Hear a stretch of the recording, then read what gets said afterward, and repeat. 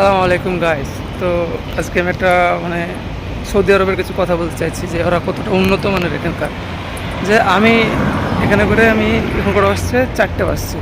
তো 4টার সময়তে আমি এখন মানে এটিএম প্রিন্ট করে নিয়ে এলাম। তো আমাদের সাথে প্রিন্টের কোনো অপশান না। আগে ফর্ম ফিল আপ করো, ফর্ম ফিল আপ করার পর আবার যাও, তারপর কতদিন ওয়েট করো কবে ডেলিভারি হবে না হবে তার ঠিক নাই।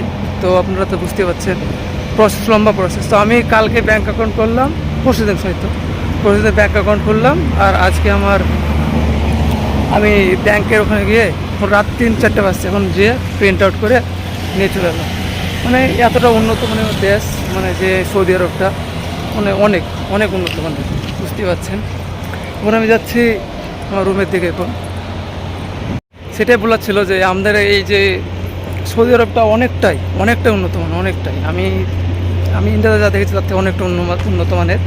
কারণ এখানে সব কিছু সুবিধা, মানে অনেকটা সুবিধার মধ্যে আপনি নিজের থেকে সব কিছু করতে পারবেন।